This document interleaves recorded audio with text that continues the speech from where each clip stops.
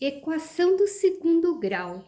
Uma equação do segundo grau, ela parece o x ao quadrado. Se fosse somente essa parte aqui, bx mais c, ela é uma equação do primeiro grau. Apareceu x ao quadrado é do segundo grau. Então, nós vamos ver aqui alguns casos dessa equação do segundo grau.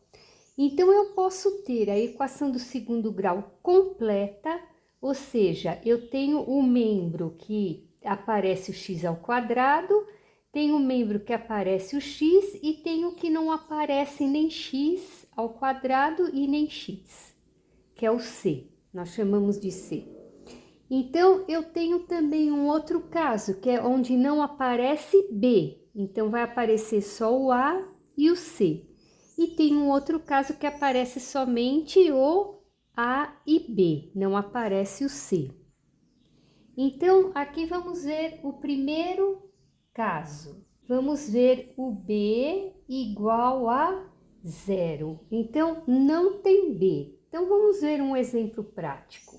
Então, x ao quadrado menos 25 igual a zero. Então, veja, eu tenho o a, que é o x ao quadrado, e tenho o c, que é menos 25. Então, não há necessidade aqui de resolver pela fórmula de Bhaskara ou resolver pelo produto e soma. Aqui é simples, você basta isolar o x ao quadrado. Então, 25 está subtraindo, ele passa para o outro lado, somando. Para tirar o quadrado do lado de cá, eu coloco mais ou menos raiz quadrada do outro lado. Raiz quadrada de 25 é 5. Então, aqui nós temos a solução dessa equação, que é menos 5 e 5.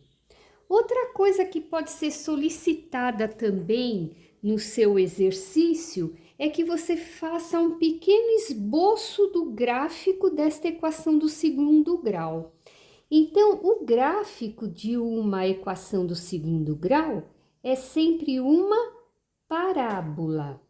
Então, aqui nós temos o plano cartesiano e nós temos as raízes, menos 5 e 5. Então, vamos colocar aqui o 5, a mesma distância, né? O menos 5.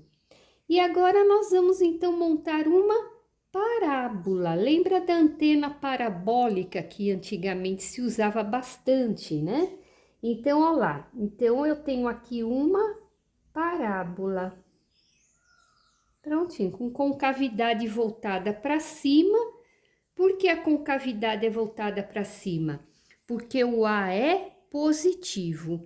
Então, o A aqui é um A maior que zero, concavidade voltada para cima, tá ok? Aqui é só um rascunho, né? E outra coisa que também pode ser solicitado para você é o estudo de sinal dessa equação.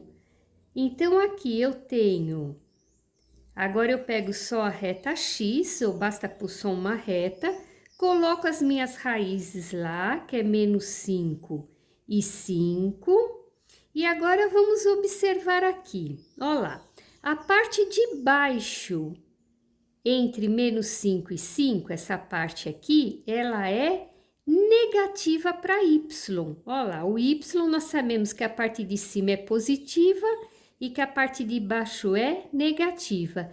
Então, veja que essa equação aqui apareceu a parte de baixo na parte negativa. Então, significa que entre menos 5 e 5, o sinal é negativo. E fora, olha lá, fora dessa parte negativa, nós temos a parte positiva. Porque, olha lá, agora aqui tudo pega o y positivo. Então, o y está crescendo para mais infinito e está indo para mais infinito. Então, fora desse intervalo é mais. Então, isso daqui é o que pode ser pedido para você. As raízes, um esboço do gráfico e um estudo do sinal. Outro exemplo, menos x ao quadrado mais 4.